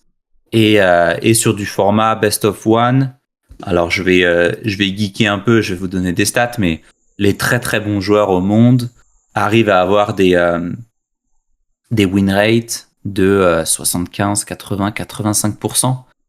Et ça, c'est sur un environnement best of one. Donc voilà, si vraiment tu es bon au jeu, le best of one ne sera pas un obstacle. Ça arrivera une fois ou deux que effectivement tu te dises j'aurais sûrement gagné si c'était un best of 3 parce que j'ai été malchanceux là, mais ça c'est pas un gros frein parce que Sorcery limite très bien les autres types de variances pour moi. Ok. Ouais, ça répond bien, je pense, à la question. On va passer à l'autre chapitre qui est justement pour les nouveaux joueurs. On est toujours pour les nouveaux joueurs depuis tout à l'heure, mais pour les nouveaux joueurs l'accès au jeu. Tu conseillerais quoi pour le côté budget, les côtés un peu budget serré? On a parlé tout à l'heure des préconstruits. Moi, je pense qu'effectivement c'est la première marche. Tu disais tout à l'heure, les bêtas sont vraiment pas chers. Les gothiques sont un peu plus chers, comme tu disais, parce qu'il y a les uniques. Il y a des cartes un peu plus onéreuses. Moi, je tendance à dire aux joueurs, vous prenez un ou deux displays, puis après vous achetez à l'unité. Qu'est-ce que tu conseilles toi par rapport à ça, cet accès au jeu en termes de cartes et de financier? Ouais, je suis assez aligné sur le côté. Alors après, ça dépend des moyens de chacun. Mais globalement, le côté de display ensuite à l'unité, ça te donne vraiment une collection assez fournie qui permettra d'explorer des decks différents, etc. On parle quand même de 2 displays plus des cartes à l'unité, donc ça monte assez vite. Si vraiment vous avez un type de profil qui veut être compétitif immédiatement et avec un budget très très serré, vous pouvez directement acheter des cartes à l'unité. Il y a des decks un peu budget qui existent. On a fait une vidéo d'ailleurs qui parle de 3 decks budget sous les 100 euros et qui sont très compétitifs. Donc c'est possible, mais sachez que vous allez pas ouvrir de display, qui est quand même une très très bonne expérience pour Sorcery. Vraiment, ouvrir un display Sorcery, c'est tu prends ton temps, tu apprécies le côté artistique des cartes, etc. On n'a pas parlé des foils, mais elles sont magnifiques sur Sorcery. Et il y a toujours cette chance d'ouvrir un peu les ce qu'on appelle les curios, donc les cartes très très rares qui sont un peu des clins d'œil ou des cartes un peu spéciales que vous pouvez ouvrir. Donc c'est vraiment une très bonne expérience ouvrir un display, mais c'est pas nécessaire. Vous pouvez vraiment acheter vos cartes à l'unité et vous en tirer sous les 100 € si vraiment vous savez quel type de gameplay vous intéresse et que vous voulez vraiment sauter directement dans le grand bain, quoi. Donc ouais, ça c'est le au minimum quoi, c'est 100 € pour les quelques. Mais je mettrai ça sera marqué en description de toute façon. Et après ça peut monter vite. Les decks après que tu vas jouer, les plus gros decks méta pour le coup, t'as une idée du tarif à investir pour jouer les plus gros decks méta du moment pour un joueur qui dit bah moi je veux commencer le jeu mais je veux vraiment jouer le deck du moment pour. Ouais, alors il y a là on est dans une période où les prix me paraissent très très hauts. Généralement, ce qu'on voit dans un set, c'est qu'à la sortie, les prix sont assez hauts parce qu'il y a une grosse commu de collectionneurs dans Sorcery. Et donc, les 2 premiers mois après la sortie d'un nouveau set, les prix sont assez hauts. Et c'est aussi bien pour les joueurs qui ne veulent pas collectionner parce qu'ils peuvent ouvrir leur display, ils peuvent garder les cartes un peu classiques. Et immédiatement, on peut se séparer des doublons ou si vous n'êtes pas intéressé par le côté foil, vous pouvez vendre vos foils aux collectionneurs. Et mine de rien, des fois, ça rembourse directement la display, quoi. Et donc vraiment, si vous êtes profil joueur et que vous avez pas trop d'intérêt pour le côté un peu bling, foil, etc., vous pouvez vraiment jouer à Sorcery presque à pas de coup. Mais ce qu'on voit généralement, c'est qu'après 6 mois après la sortie d'un set, généralement les prix descendent. Et ça, on l'a pas trop vu sur Gothic. Et donc là, les prix sont assez élevés en ce moment. Et alors, il y a des decks méta qui sont vraiment pas chers. On peut s'en sortir sur je dirais 150, 200, 250 peut-être.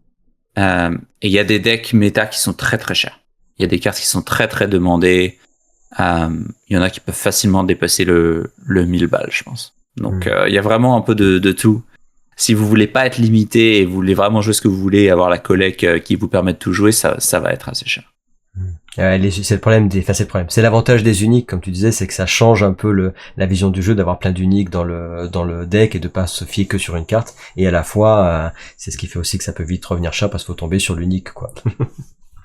Exactement. C'est aussi une manière d'être compétitif sans avoir à dépenser trop. C'est-à-dire qu'il y a des cartes qui sont très très chères, qui sont exceptionnelles en termes de ce qu'elle apporte à ton deck, etc.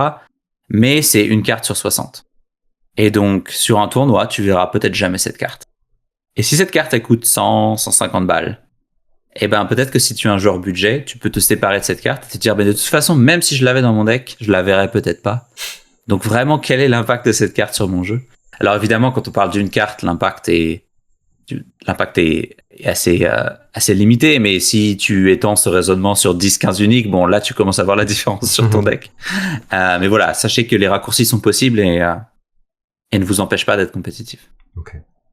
Oui, il y en a pour toutes les bourses, quoi. Mais donc quelqu'un qui dirait j'ai pas trop d'argent, il peut quand même jouer va déjà à la maison tout simplement pour une 30aine d'euros, mais après si tu veux même aller jouer un peu plus loin, tu peux également. Après il faut arriver effectivement à trouver les joueurs qui jouent dans votre région ou d'initier vos copains ou de jouer un peu en famille au départ parce qu'effectivement les boutiques pour l'instant ça arrive petit à petit mais ça se diffuse au fur et à mesure, mais il y a encore c'est encore un peu difficile là-dessus. Donc après sinon comme tu disais après faut jouer en ligne aussi pour si vous voulez vraiment faire tourner vos decks si vous avez pas la boutique à côté qui s'y met. Ouais, exactement. C'est ce que je fais moi aussi. J'ai une collection qui est assez fournie parce que voilà, je suis assez investi dans le jeu. J'aime bien pouvoir construire les decks que je veux quand je veux. Mais là sur Gothic, j'ai eu un peu moins de temps. Notre deuxième enfant est né 4 jours avant la sortie de Gothic, donc j'ai pas vraiment eu les rituels classiques d'ouvrir des boîtes à la sortie. Et là, c'est la première fois que je dois construire un deck en construit en papier et pour dans 10 jours aux Pays-Bas. Et j'ai beaucoup joué en ligne, etc. Et là, je commence à essayer de construire les decks que je joue en ligne en papier. Et je suis là, ah mince, il m'en manque encore pas mal. Mais j'ai l'avantage de pouvoir choisir mon deck d'abord en fonction de ce que j'ai vu en ligne et juste avoir à investir pour les cartes de ce deck-là en particulier, quoi.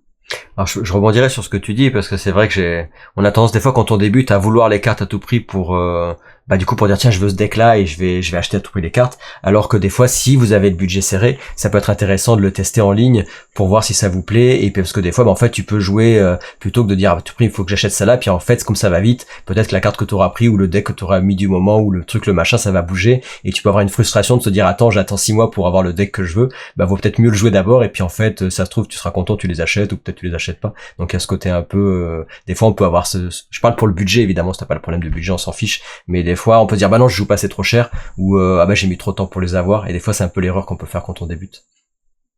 Tout à fait, et aussi l'idée de pouvoir proxy les cartes. Généralement il y aura peut-être 4 ou 5 cartes qui seront les cartes qui coûteront cher dans le deck, et donc tu prends un bout de papier, tu prends une carte, tu la mets tu la retournes, tu dessines la carte que tu veux, et ça te permet au moins d'essayer le deck et de vraiment décider est-ce que cette carte vaut le coup. Et effectivement, après avoir testé avec la proxy, si la carte vaut le coup, c'est un peu plus facile de prendre la décision.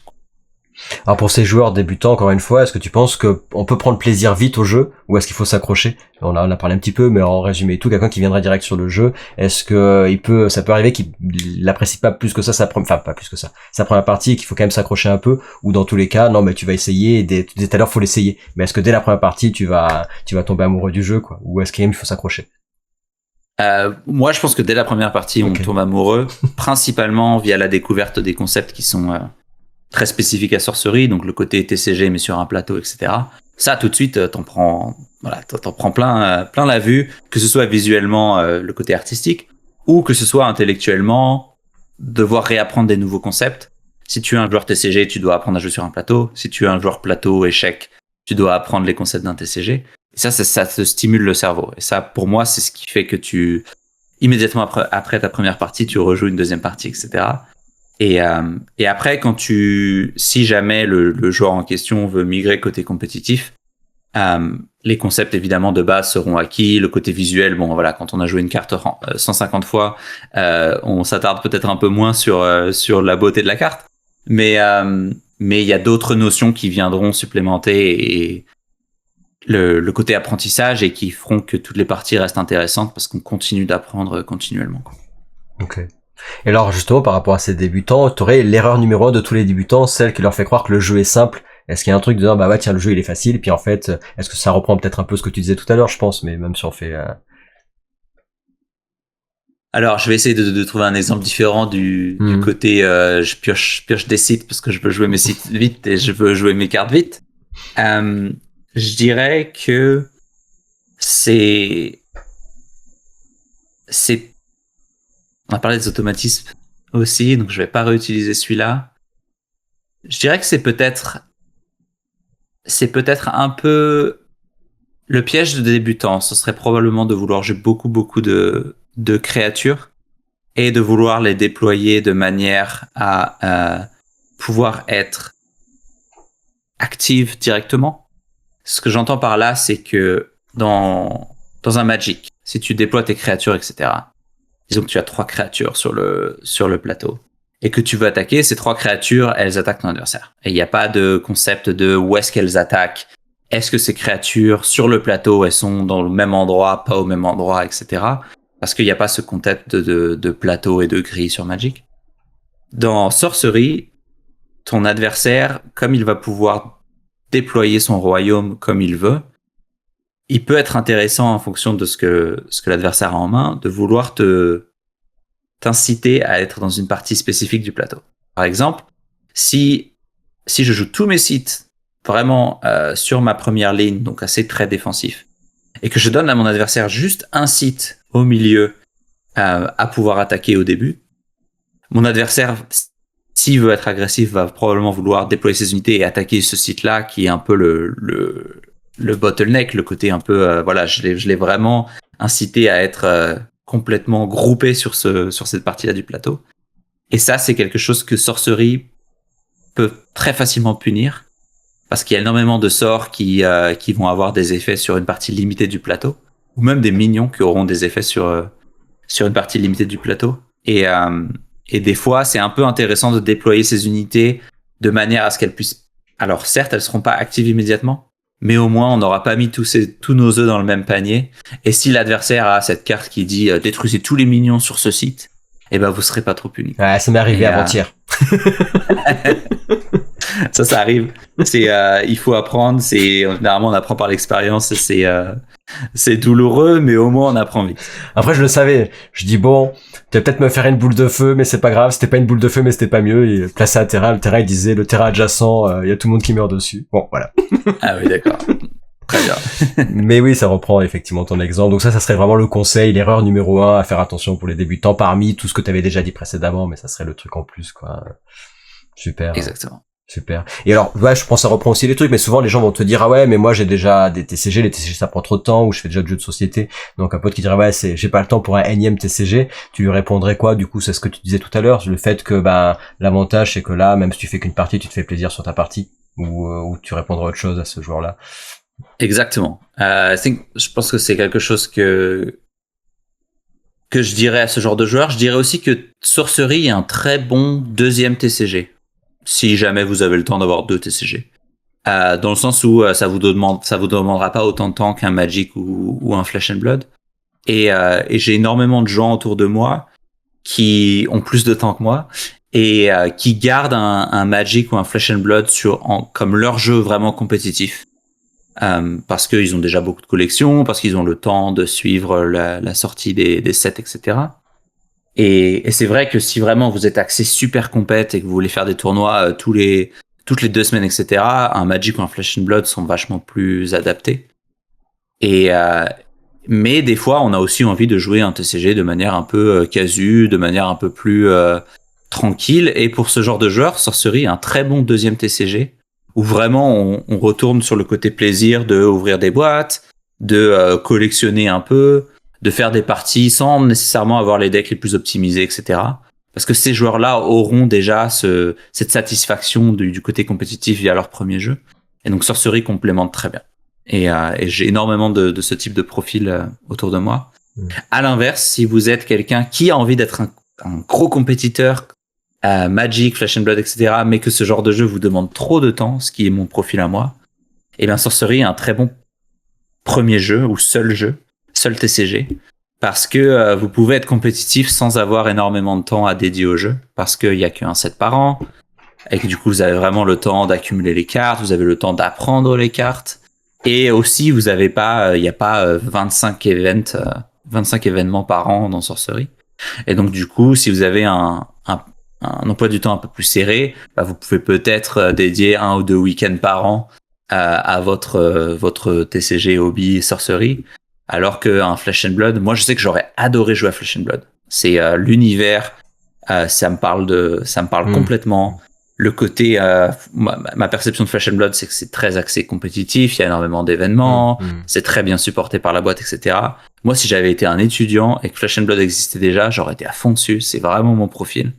Mais j'ai pas le temps. Et je sais que même si je joue à Flesh and Blood et que je vais à un event ou 2 par an, je vais avoir une grosse FOMO. Je vais vraiment me dire, ah, mais non, je pourrais aussi être à cet événement-là, et j'aurais pu gagner cet événement-là, juste je peux pas y aller. Et du coup, Sorcery m'évite cette frustration, parce qu'il y a moins d'événements par an, et du coup, je me sens moins limité par mon emploi du temps. Et puis on en parlait en off tout à l'heure, je disais moi par exemple sur Rivebond là, parce que je fais pas mal de Rivebond aussi sur la chaîne en plus de Flèche, et sur Rivebond tu vois que effectivement comme il y a des gros cash prize, comme il y a les gens qui sont pros vraiment qui vivent, parce que même sur Magic du coup il y en a de moins en moins quand même qui gagnent leur vie avec ça, alors que là sur les Flèches, que ce soit Flèche ou Rivebond, c'est vraiment les 2 jeux là maintenant, enfin Rift il vient d'arriver mais il met déjà beaucoup d'argent dessus, où tu vois que les gens peuvent dire non, je bosse plus, c'est mon métier à temps plein, et là même si t'es un très bon joueur, si l'autre c'est son métier à temps plein, 2 très bons joueurs égaux, tu fais rien, donc là tu peux avoir peut-être aussi la frustration de dire je suis très bon joueur, mais si le mec effectivement il fait ça à temps plein, du coup t'as peut-être, tu sais, c'est un peu comme les poules dans le sport quoi. Je sais pas ce que t'en penses là-dessus, mais non, tout à fait. Ah, mais il y a pas de joueur Sorcery à temps plein à ma connaissance. Et du coup on est un peu tous sur le même niveau, et en termes d'investissement dans le jeu, on est à peu près à égalité. Je dirais aussi que la communauté de Sorcery, il y a très peu de gens qui peuvent vraiment y jouer 24 heures sur 24, et on a énormément de profils un peu plus comme moi, de joueurs qui ont peut-être joué à Magic en leur enfance et qui ont un temps limité, et du coup, moi je me sens pas limité par mon temps limité justement. J'arrive quand même à être compétitif même en jouant en jouant 5 heures par semaine, ce qui est pas énorme, hein, quand tu veux être vraiment au top d'un jeu ou d'un TCG. 5 heures par semaine, ça paraît c'est les chiffres d'un casu, mais c'est suffisant pour Sorcery parce que voilà, il y a pas tant de choses à réapprendre dans une année. On peut toujours s'améliorer. Évidemment, si tu joues plus, tu t'amélioreras plus, mais voilà, il y a pas besoin d'en faire son métier, quoi. Et ça, c'est très appréciable pour moi. Mais du coup, ça te fait, du coup, tu peux te faire plaisir en tournoi avec un truc. Alors justement, je vais sur la dernière section de cette interview. D'ailleurs, je te remercie pour tous ces précieux conseils. C'est vraiment très intéressant. Donc, vous avez votre chaîne. Donc, je remettrai les en description, les chaînes, le blog, etc. Le contenu de votre chaîne, c'est particulièrement quand même c'est le compétitif. C'est, vous parlez de la méta, vous parlez des règles. Est-ce que tu peux faire tu le feras mieux que moi, je pense, un petit speech là-dessus sur qu'est-ce que vous visez, qu'est-ce que vous proposez pour les gens qui aimeraient et qui peuvent. Alors il y a les traductions, il y en a que vous pouvez traduire en français s'il y en a qui parlent pas anglais. Qu'est-ce que tu peux dire sur sur votre contenu régulier? Ouais, c'était vraiment l'idée avec Félix. En fait, on s'entraîne beaucoup à deux. C'est un peu, à chaque fois qu'il y a un événement, là, il y a Sorcery Fest dans 10 jours, on s'entraîne avec Félix et donc on est vraiment, on parle beaucoup, on réfléchit beaucoup au jeu. Et l'année dernière, on s'est dit, c'est quand même dommage, on pourrait partager ça avec la communauté. On n'est pas vraiment dans une optique, on garde nos petits secrets, notre connaissance, de façon à garder un peu un avantage sur le reste des joueurs. Nous, on a vraiment envie que tout le monde s'améliore parce que on a envie que le jeu marche bien. On a envie aussi de partager notre passion et le plaisir qu'on prend à jouer Sorcery. Et donc, du coup, on s'est dit, on va faire du contenu. Et effectivement, vu nos profils, c'est très axé compétitif. De temps en temps, on fera des vidéos du type un peu, voilà comment vous pouvez être compétitif sur un petit budget, où on fera des vidéos un peu initiation au draft, de façon à ce que des joueurs peut-être compétitifs construits, mais qui ne jouent pas draft, puissent aussi s'en sortir. Mais vraiment, le cœur de notre public, c'est plutôt les joueurs qui ont envie de s'améliorer à Sorcery, et donc un peu plus compétitif, et on parle beaucoup d'événements, de résultats des événements récents, etc. D'une part parce que c'est nos profils et c'est quelque chose qui nous intéresse, et c'est quelque chose qu'on analyse nous pour nous, et donc autant le partager. Et de deux aussi parce qu'il y avait pas beaucoup de contenu de ce genre sur Sorcery. Et donc c'est une combinaison qui marche bien. Et on aurait fait notre chaîne YouTube si besoin, mais on a un partenariat avec Trolls of the Realm, et qui est un site qui vend des cartes à l'unité, qui vend des produits, mais aussi un duo qui organise des événements. Donc ils font le Sorcery Fest que j'ai gagné l'année dernière, et l'événement auquel je vais dans 10 jours. Et ils ont un peu cette vision de construire cette communauté de créateurs de contenu. Donc l'idée, c'est pas qu'on sera les seuls dans 6 mois. Un peu à la Channel Fireball de Magic au tout début. Et ils ont un peu aussi cette envie de ramener le côté un peu old school des TCG en faisant des articles, etc. Donc nous, on fait le contenu YouTube, mais il y a aussi le blog qui fait des articles un peu à la old school, des choses qu'on aurait lues dans un Lotus Noir il y a 15 ou 20 ans, quoi. Donc voilà. Et alors par contre, les joueurs francophones, s'ils veulent progresser, tu leur dirais de faire, ils peuvent suivre quoi, ils vont où, quelles sont les ressources que tu recommandes. Donc moi je disais, du coup, vous pouvez quand même mettre les traductions sur votre chaîne, ou des fois il y a un truc audio, même si tu te tapes un peu l'IA dans la tronche. Mais voilà, ou alors la traduction effectivement du blog. Mais sinon, tu conseillerais quoi? Évidemment de jouer tout ça, mais sinon, ouais. Ouais, jouer. Alors, essayez de vous accrocher pour les vidéos en anglais. Nous, on s'est dit. Enfin, moi, je me suis dit, parce que à partir du moment où je faisais du contenu avec Félix, qui est allemand, il fallait qu'on trouve une langue en commun, et donc l'anglais un peu inévitable. Mais je réfléchissais à faire du contenu par moi-même avant, et je me suis effectivement posé la question français contre anglais. Je me suis dit, vu que les joueurs doivent déjà avoir des notions d'anglais, parce que les cartes, mine de rien, sont en anglais pour Sorcery, je me suis dit, je vais prendre le pari que ce sera OK pour les joueurs français de faire ce pas en plus, et de se dire, voilà, ils ont les notions d'anglais nécessaires pour jouer avec les cartes de Sorcery. Je me dis que je vais pas employer du vocabulaire très scientifique de toute façon, et donc j'espère qu'ils pourront s'accrocher et suivre le contenu en anglais. Si vraiment c'est une barrière pour vous, que vous êtes un joueur français, que vous voulez apprendre, n'hésitez pas à m'envoyer un message sur Discord si vous avez des questions, des choses comme ça. Moi, je suis très accessible, mais mes messages sont ouverts, et donc n'hésitez pas si vous avez des questions, que ce soit sur l'univers compétitif, etc., et que vous arrivez pas à suivre nos vidéos en anglais, ma porte est ouverte. Ok. pense que ça répond bien. Alors pour le closing de cette vidéo, dans 3 ans, Sorcery, c'est quoi pour toi? Est-ce que tu pourrais imaginer qu'est-ce qui se passerait plus tard ou Ouais, bah j'espère que ça tourne toujours aussi bien. Je pense que ce qu'on a vu récemment, les championnats du monde ont été sold out en 2 minutes, etc. Je pense que tous les signes sont verts pour que ça continue dans le temps. Je pense que on sera probablement toujours sur le modèle de 1 set par an, ce qui moi me va très bien. Mais j'espère qu'on verra beaucoup plus d'événements parce qu'il y aura beaucoup plus de joueurs. Je pense que le côté un peu limitant à l'heure actuelle, c'est le nombre de produits qui existent. Je pense qu'il y a beaucoup plus de joueurs et beaucoup plus de demandes qu'il n'y a d'offres côté produits.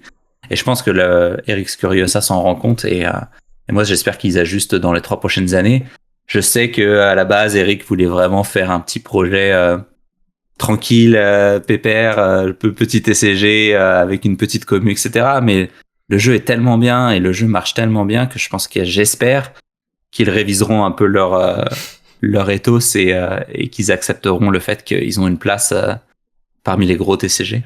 Et voilà, j'ai envie de voir plus d'événements, une grosse commu, et j'espère qu'on gardera aussi cette atmosphère très détente, très agréable, très amicale qui fait la particularité de la communauté TCG Sorcery pour moi à l'heure actuelle.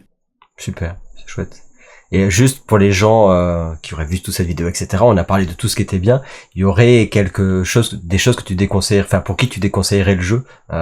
Pourquoi ce jeu ne pourrait pas être fait pour un joueur. Il y aurait quelques points pour terminer sur ça, parce qu'effectivement on a dit tout ce qui était bien. Mais est-ce que pour toi tu vois des choses où effectivement ça peut ne pas convenir à certains, et pour quelles raisons?